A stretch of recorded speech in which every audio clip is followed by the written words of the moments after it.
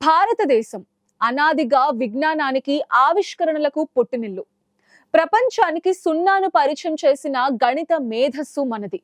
నేడు అంతరిక్షంలోకి అత్యంత తక్కువ ఖర్చుతో రాకెట్లను పంపి అగ్రరాజ్యాలు కూడా అసూయపడేలా అంగారకుడిని అందుకోగల సత్తా చాటిన దేశం మనది. సముద్ర గర్భంలో శత్రువుల కంటపడకుండా అణు జలాంతర్గములను నడపగల సాంకేతిక శక్తి మన సొంతం. కానీ ఒక విచిత్రమైన బాధాకరమైన వైరుధ్యం మన కళ్ళ ముందే కనిపిస్తోంది. అదేంటంటే మనం అంతరిక్షానికి పంపే రాకెట్ మనదే ఉంటుంది, సముద్రంలో తిరిగే నౌక మనదే ఉంటుంది. కానీ మనం ఒక ఊరి నుంచి మరో ఊరికి వెళ్లే విమానం మాత్రం మనది కాదు. మీరు ఎప్పుడైనా గమనించారా?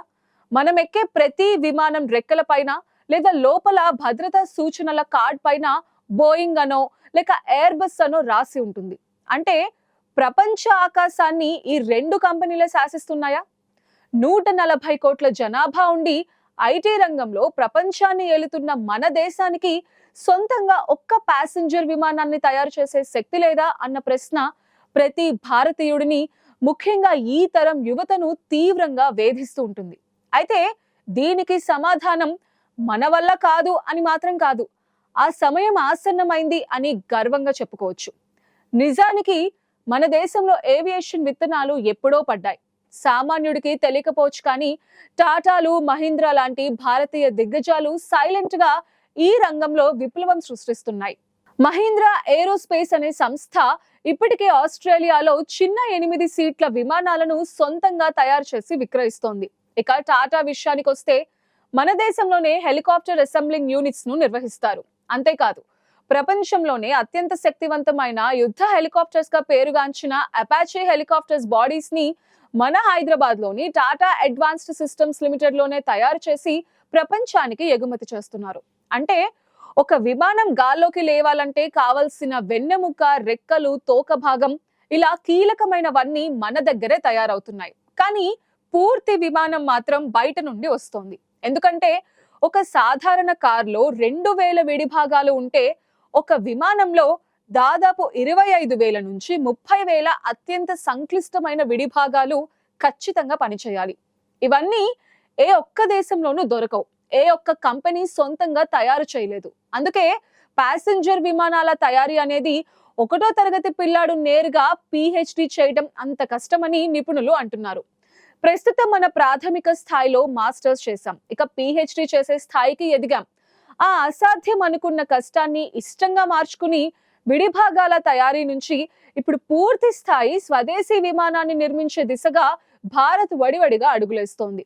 దీని వెనుక దశాబ్దాల కష్టం, వేల మంది ఇంజనీర్స్ శ్రమ దాగి ఉంది. మన దగ్గర అద్భుతమైన ఇంజనీర్స్ ఉన్నారు, సాఫ్ట్వేర్ ఉంది, టెక్నాలజీ ఉంది.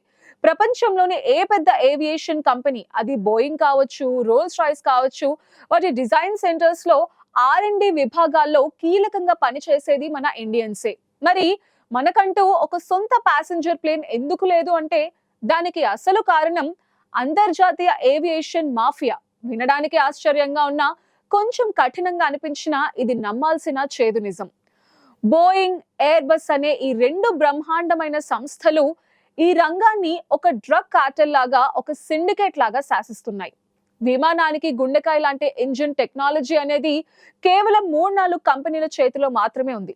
కొత్తగా ఏ దేశమైనా విమానం తయారు చేయడానికి ప్రయత్నిస్తే ఈ కంపెనీలు సహకరించవు. ఒకవేళ సాహసించి ముందుకొచ్చినా సేఫ్టీ పేరుతో, ఇంటర్నేషనల్ సర్టిఫికేషన్స్ పేరుతో, మార్కెటింగ్ మాయాజాలంతో ఆ ప్రయత్నాన్ని మొగ్గలోనే తుంచేస్తాయి.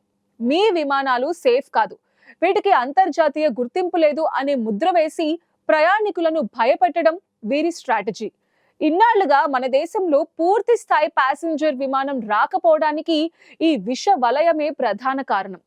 మన దగ్గర తయారైన కార్లని మనం నమ్ముతాం, మన రైళ్లని మనం నమ్ముతాం, కానీ మన దగ్గర తయారైన విమానాన్ని ఎక్కడానికి జనం భయపడేలా చేయడంలో ఈ విదేశీ కంపెనీల లాబింగ్ సక్సెస్ అయింది. చైనా లాంటి దేశం కూడా తన సొంత విమానం C919 తెచ్చేందుకు దశాబ్దాలుగా పోరాడుతోంది అంటే పరిస్థితి ఎంత కఠినంగా ఉందో అర్థం చేసుకోవచ్చు. కానీ ఇప్పుడు సీన్ మారింది. ఈ మాఫియా కోటల్ని బద్దలు కొట్టడానికి, ఈ గుత్తాధిపత్యాన్ని గండి కొట్టడానికి భారత్ సిద్ధమైంది. దీనికోసం కేంద్ర ప్రభుత్వం ఒక సాహసోపేతమైన నిర్ణయం తీసుకుంది. 70 నుండి 100 మంది ప్రయాణించే దేశీయ ప్యాసింజర్ విమాన తయారీ ప్రాజెక్ట్ కి గ్రీన్ సిగ్నల్ ఇచ్చింది. దీనికి ప్రధాన కేంద్రం మన హైదరాబాదే కావడం విశేషం. దీనికోసం ఒక ప్రత్యేక హై లెవెల్ కమిటీని ఏర్పాటు చేశారు. Tata, Mahindra, Hindustan aeronautics limited, national aerospace laboratories వంటి ప్రభుత్వ ప్రైవేట్ సంస్థలు చేతులు కలిపి మేక్ ఇన్ ఇండియా నినాదంతో ఆకాశంలో త్రివర్ణ పతాకాన్ని ఎగరవేయడానికి సిద్ధమవుతున్నాయి. ఒక స్పెషల్ పర్పస్ వెహికల్ ద్వారా సుమారు 7 నుండి 10,000 కోట్ల నిధులతో ఈ ప్రాజెక్ట్ పట్టాలెక్కబోతోంది. విదేశీ కంపెనీల కుట్రలను ఛేదించి మన విమానాన్ని మనమే ఎక్కే రోజు ఎంతో దూరంలో లేదు. చరిత్రని ఒక్కసారి తిరగేస్తే మన విమానయాన రంగానికి 1998లో ఒక పెద్ద బ్రేక్ పడింది. ఒక రకంగా చెప్పాలంటే మన రెక్కలు విరిచేశారు. పోఖ్రాన్ అణు పరీక్షలు జరిపామని అగ్రరాజ్యం అమెరికా విధించిన కఠినమైన ఆంక్షలు మన ఏరోస్పేస్ కలలకి బలమైన సంకెళ్లు వేశాయి. అప్పటికే మనం సారస్ అనే 14 సీట్ల విమానాన్ని తయారు చేయడానికి ప్రయత్నాలు మొదలుపెట్టాం. కానీ ఆంక్షల కారణంగా విదేశాల నుండి రావాల్సిన కీలకమైన విడిభాగాలు ఆగిపోయాయి. టెక్నాలజీ బదిలీ నిలిచిపోయింది. దాదాపు 20 ఏళ్ల పాటు ఆ ప్రభావం మన పరిశోధనలపై పడింది. దానికి తోడు నిధుల కొరత, ప్రభుత్వాల ఉదాసీనత, దురదృష్టవశాత్తు జరిగిన ప్రమాదాల కారణంగా ఆ ప్రాజెక్ట్ ముందుకు సాగలేదు. కానీ ఇప్పుడు కాలం మారింది, చక్రం తిరిగింది. నాడు ఆంక్షలు విధించిన అమెరికాయే నేడు మనకి బాసటగా నిలుస్తోంది. మనతో చేతులు కలపడానికి ఆసక్తి చూపిస్తోంది. జెట్ ఇంజిన్స్ టెక్నాలజీని బదిలీ చేయడానికి సిద్ధంగా ఉంది. దీనికి తోడు కేంద్ర ప్రభుత్వం తెచ్చిన ఉడాన్ పథకం సామాన్యుడిని కూడా విమానం ఎక్కించింది. చెప్పులు వేసుకునేవాడు కూడా విమానం ఎక్కాలనే ఆశయంతో తెచ్చిన ఈ పథకం వల్ల చిన్న పట్టణాల మధ్య విమానాల రాకపోకలు విపరీతంగా పెరిగాయి.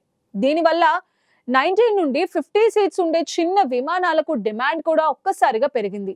ఈ అవకాశాన్ని అందిపుచ్చుకోవడానికే హిందుస్థాన్ ఏరోనాటిక్స్ లిమిటెడ్ తయారు చేసిన 19 సీట్ల హిందుస్థాన్ 228 విమానానికి DGCA నుండి ఎయిర్ వర్తినెస్ సర్టిఫికెట్ లభించింది. అంటే అది గాలిలో ఎగరడానికి, ప్రయాణికులను సురక్షితంగా మోసుకు వెళ్లడానికి సర్వశక్తులు ఉన్నాయని అధికారిక ముద్రపడింది.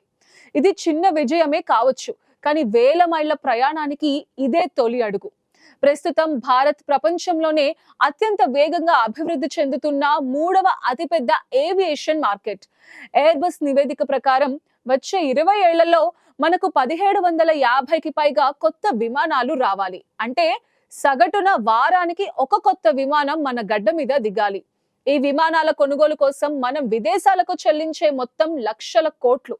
ఇంత పెద్ద మార్కెట్ ని కేవలం విదేశీ కంపెనీలకు వదిలేకుండా ఆ అవసరాల్ని మనమే తీర్చుకుంటే ఆ డబ్బు మన దేశంలోనే ఉంటుంది. మన యువతకు లక్షల ఉద్యోగాలు వస్తాయి. తేజస్ యుద్ధ విమానంతో ఇప్పటికే మనం డిఫెన్స్ రంగంలో సత్తా చాటాం. ఇక ప్యాసింజర్ విమానాల్లోనూ ఆ మ్యాజిక్ రిపీట్ కాబోతోంది. ఇప్పటి వరకు మనం అమెరికాకో, యూరోప్కో వెళ్లాలంటే చాలా వరకు దుబాయ్లోనో, దోహాలోనో లేదా సింగపూర్లోనో ఆగి విమానాలు మారి వెళ్లాల్సిన దుస్థితి ఉంది. దీన్నే ట్రాన్సిట్ హబ్స్ అంటారు. మన దేశం నుండి వెళ్లే ప్రయాణికుల వల్ల ఆయా దేశాల ఎయిర్పోర్ట్స్, విమానయాన సంస్థలు కోట్లకు పడగలెత్తుతున్నాయి. మన ప్రయాణికుల టికెట్ డబ్బులో సగభాగం ఆయా దేశాల ఎయిర్పోర్ట్స్ కి ఆదాయంగా మారుతోంది. మన డబ్బుతో వాళ్ళు ఆకాశ హర్మ్యాలు కట్టుకుంటున్నారు. మనల్ని మాత్రం కేవలం ప్రయాణికులుగానే చూస్తున్నారు. ఈ ట్రాన్సిట్ బానిసత్వానికి చెక్ పెట్టాలని కేంద్ర ప్రభుత్వం గట్టిగా నిర్ణయించుకుంది. పౌర విమానయాన శాఖ మంత్రి రామ్మోహన్ నాయుడు ఇటీవల భోగాపురం ఎయిర్పోర్ట్ సాక్షిగా చెప్పినట్టు రాబోయే 15 ఏళ్లలో 1500 కొత్త విమానాలను మన దేశీయ సంస్థలే కొనుగోలు చేయబోతున్నాయి. తద్వారా భారత్ లోనే గ్లోబల్ హబ్స్ ని ఏర్పాటు చేసి ఢిల్లీ, ముంబై, హైదరాబాద్, బెంగళూరు నుంచి నేరుగా ప్రపంచంలోని ఏ మూలకైనా నాన్ స్టాప్ గా వెళ్లేలా ప్లాన్ చేస్తున్నారు. దీనికోసం ఎయిర్ ఇండియా, ఇండిగో లాంటి సంస్థలు వందల సంఖ్యలో వైడ్ బాడీ విమానాలకు ఆర్డర్స్ ఇచ్చాయి. అయితే ఇక్కడ అసలు ట్విస్ట్ ఏంటంటే ఇప్పుడు మనం ఆర్డర్స్ ఇస్తున్నాం, ప్రపంచంలోనే అతిపెద్ద కొనుగోలుదారులుగా ఉన్నాం.